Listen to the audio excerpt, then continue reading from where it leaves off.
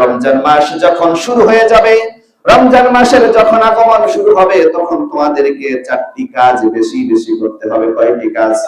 কথা বলেন, কয়টি কাজ? 4টি কাজ তোমাদেরকে বেশি বেশি করতে হবে।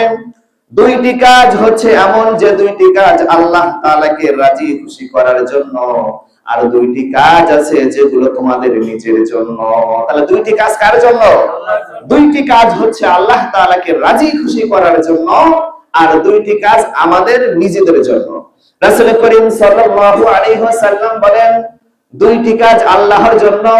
তার মধ্যে 1 নম্বর হচ্ছে রমাদান মাস যখন শুরু হয়ে যায়, তোমরা বেশি বেশি কালিমা পড়বা। বেশি বেশি কি করতে হবে? কালিমা পড়া, লা ইলাহা ইল্লাল্লাহর জিকির বেশি বেশি করা।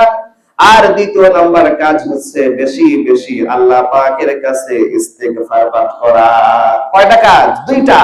আল্লাহ তাআলার জন্য 1 নম্বরে হচ্ছে বেশি বেশি কালিমা পড়া, 2 নম্বর হচ্ছে বেশি বেশি কি করা? ইস্তিগফার করা, তওবা করা।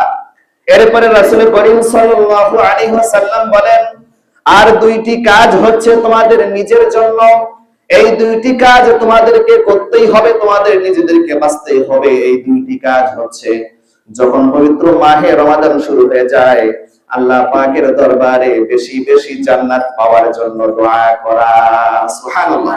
তাহলে কিসের জন্য দোয়া করা? জান্নাত পাওয়ার জন্য দোয়া করা। আমাদের সকলের লক্ষ্য উদ্দেশ্য শুধুমাত্র কেবলমাত্র আল্লাহ তাআলার সন্তুষ্টি অর্জনের মাধ্যমে জান্নাতকে হাসিল করা। কথা বলো ঠিক কিনা? এইজন্য রাসূল বলেন তোমাদের জন্য 2টি কাজ, সেটা হচ্ছে জান্নাতের জন্য বেশি বেশি দোয়া করা, আর 2য় নম্বর কাজ হচ্ছে জাহান্নামের সেই কঠিন শাস্তি থেকে চিরতরে মুক্তির জন্য আল্লাহ তাআলার কাছে ক্ষমা চাওয়া। কিসের মুক্তির জন্য? জাহান্নাম থেকে মুক্তির জন্য। তাহলে রাসূল বলেছেন 4টি কাজ বেশি বেশি করবা। 1 নাম্বার হচ্ছে বেশি বেশি লা ইলাহা ইল্লাল্লাহর জিকির করা, আস্তাগফিরুল্লাহ বেশি বেশি পড়া, আর 2টা কাজ হচ্ছে জান্নাতের জন্য দোয়া করা, আর আরেকটা কাজ হচ্ছে জাহান্নাম থেকে মুক্তির জন্য দোয়া করা।